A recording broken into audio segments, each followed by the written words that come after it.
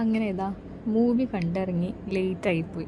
എന്താണെങ്കിൽ വീട്ടിൽ പോയിട്ട് ഉണ്ടാക്കി കഴിക്കാൻ മാത്രമുള്ള എനർജി എൻ്റെ കയ്യിലില്ല.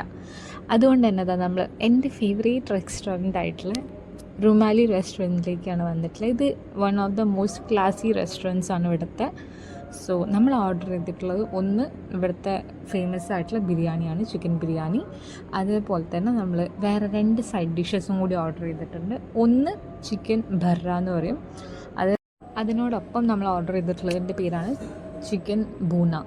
ഇത് രണ്ടും ഒരു ഗ്രേവി, ഒന്ന് നല്ല ഗ്രേവി ടൈപ്പാണ്, ഒന്ന് നല്ലൊരു ഡ്രൈ കൺസിസ്റ്റൻസിയിലുള്ളതാണ്. രണ്ടും നല്ല അടിപൊളി ടേസ്റ്റാണ്. പക്ഷേ ഒറ്റ കാര്യമുള്ളൂ, നിങ്ങൾ നല്ല ഡയറ്റൊക്കെ കൺട്രോൾ ചെയ്യുന്ന ആൾക്കാരാണെങ്കിൽ ട്രൈ ചെയ്യരുത്. കാരണം ഫുള്ള് ബട്ടറും കാര്യങ്ങളുമാണ്. ഇത് നമ്മൾ എത്ര ഓയിൽ കുറയ്ക്കാൻ പറഞ്ഞിട്ടുണ്ടെങ്കിലും അവരുടെ ടേസ്റ്റ് ഇങ്ങനെയാണെന്ന് പറഞ്ഞിട്ട് അവർ അതേപോലെ തന്നെ ഉണ്ടാക്കാറുള്ളൂ. സോ ഇതിനൊപ്പം നമ്മൾ റോട്ടി നമ്മൾ സെലക്ട് ചെയ്തിട്ടുള്ള ഒന്ന് നമ്മൾ തന്തൂരി റോട്ടീസ് ഓർഡർ ചെയ്തിരുന്നു, ബട്ടർ തേച്ചിട്ടുള്ളതാണിത്.